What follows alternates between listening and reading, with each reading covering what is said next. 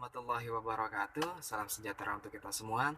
Pada kesempatan kali ini saya akan menjelaskan mengenai strategi map bisnis roti jadul. Sebelum saya menjelaskan mengenai strategi tersebut, perkenalkan saya Ahmad Huzaini dari Universitas Mercu Buana. Adapun maksud penjelasan dalam video ini adalah untuk memenuhi tugas besar 2 pada mata kuliah kewirausahaan.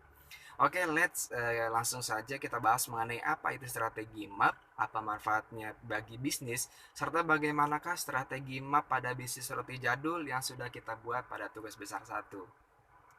Nah, menurut Wikipedia English, nanti kalian bisa search di Wikipedia English, itu judulnya strategi MAP gitu, nanti akan keluar.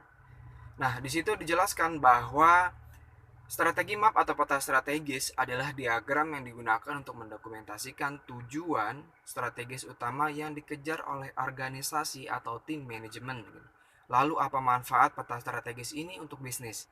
Berikut beberapa manfaat pemetaan strategi bisnis. Yang pertama, menetapkan tujuan keuangan dan pelanggan yang jelas. Yang kedua, menetapkan atau memvisualisasikan hubungan antara berbagai ide dan menunjukkan bagaimana ide-ide tersebut dapat menyebabkan hasil tertentu.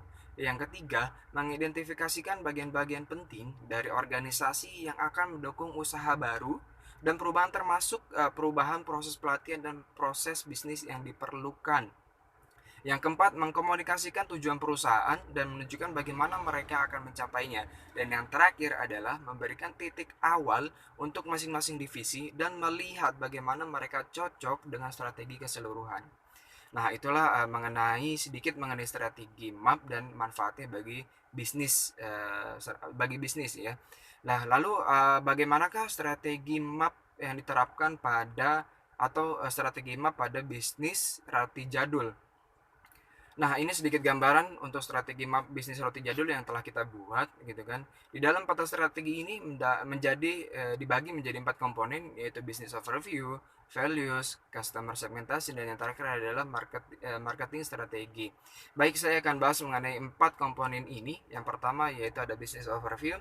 Secara garis besar, business overview atau tinjauan bisnis ini sendiri merupakan gambaran dari aktivitas bisnis yang menjadi fokus kita.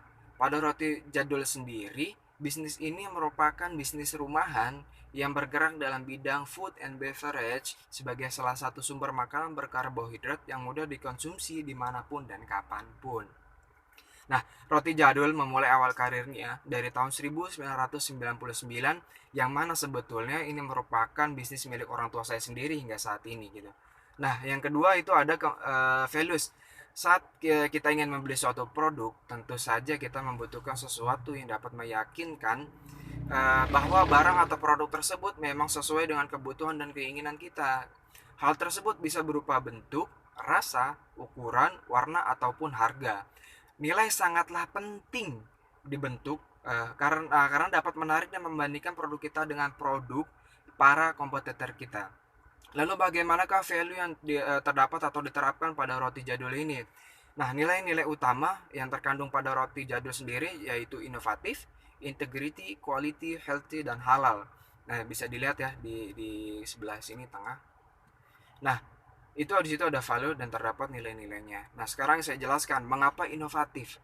Hal ini karena proses baik bentuk, warna, ukuran dikembangkan dengan mengedepankan imajinasi yang menarik, unik, dan memiliki ciri khas tersendiri dari pembuatnya.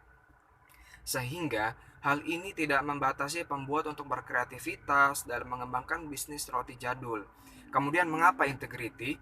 Para pembuat diharapkan mampu memiliki komitmen dan rasa tanggung jawab ketika mereka melakukan pekerjaannya, sehingga pada outputnya akan memiliki hasil yang maksimal. Nah, yang ketiga itu adalah mengapa quality dan healthy. Bahan-bahan yang dipilih di sini adalah bahan yang terbaik dan yang pasti tidak mengandung bahan pengawet. Roti jadul mampu bertahan selama 2 hari. Melewati waktu tersebut, maka produk sudah tidak dapat atau tidak layak dikonsumsi. Bahan terbaik yang dipilih haruslah sesuai dengan standar BPOM, karena pastinya bahan-bahan yang telah terdaftar pada BPOM atau bahkan bersertifikat halal layak untuk dikonsumsi. Sehingga dengan hal-hal tersebut perusahaan berusaha menciptakan produk yang berkualitas dan juga sehat untuk dikonsumsi. Dan yang terakhir adalah halal. Selain pemilihan bahan yang terdaftar BPOM dan juga bersertifikat halal, pada proses pembuatannya juga diawali dengan basmalah. Karena saya sebagai seorang muslim, maka hendaklah kita berusaha dan juga berdoa semoga langkah yang kami ambil dipermudah dan dilancarkan oleh Tuhan Yang Maha Esa.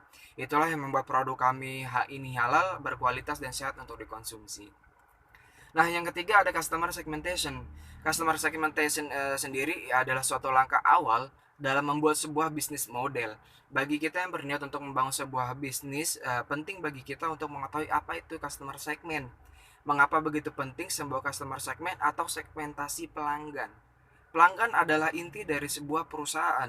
Perusahaan dapat hidup dan berkembang karena mempunyai pelanggan-pelanggan yang memberikan keuntungan dari perusahaan itu. Situasi persaingan yang ada dalam keterbatasan sumber daya perusahaan membuat perusahaan yang harus memilih jenis pelanggan yang harus dilayani. Lalu siapakah pelanggan atau customer roti jadul? Nah, perusahaan atau dalam hal ini kelompok atau saya pribadi menetapkan segmen pelanggan yang dituju adalah untuk semua kalangan dari anak-anak usia 5 tahun hingga orang dewasa pada tingkat kelas menengah ke bawah. Mengingat roti yang kami buat ini adalah bisnis rumahan, sehingga kelas yang kami tetapkan adalah menengah ke bawah.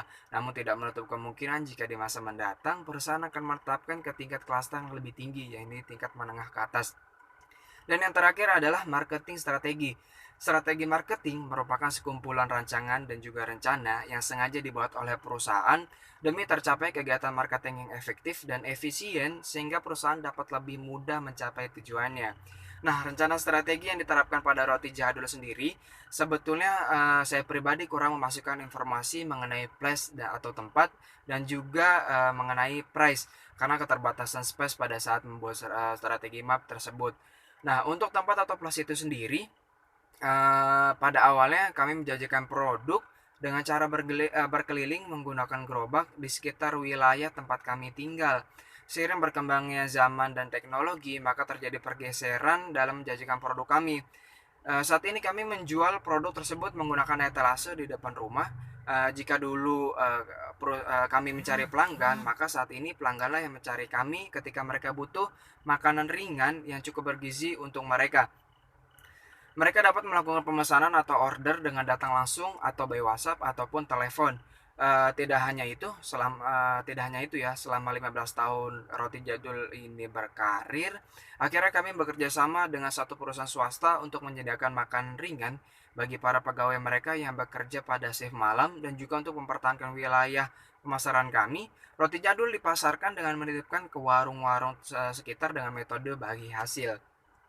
Kemudian mengenai price atau harga yang ditawarkan untuk satu produk roti cukup ekonomis, karena dahulu pada saat awal berkarir Roti Jadul ini sendiri hanya berkisar Rp500. Semakin tinggi tingkat ekonomi masyarakat dan juga harga bahan baku saat ini, harga yang ditawarkan untuk satu produk roti hanya berkisar sebesar Rp2.000. Cukup ekonomis bukan? Nah, selain itu konsumen dapat melakukan permintaan harga ketika melakukan order. Sebagai contoh atau misalnya konsumen mau membeli dengan harga 1.500. Perusahaan dapat menyetujui itu, tapi dengan persyaratan atau penawaran yang juga yang dilakukan oleh perusahaan kepada konsumen. Misal kami menyetujui dengan harga 1.500, namun konsumen harus menyetujui bahwa dengan harga 1.500 mereka akan mendapatkan ukuran yang lebih kecil serta kuantitas yang dipesan itu adalah di atas 100 piece. Sehingga dalam hal ini perusahaan berusaha menciptakan keadaan atau kondisi yang fleksibel terhadap konsumennya. Nah, kemudian yang terakhir adalah promotion.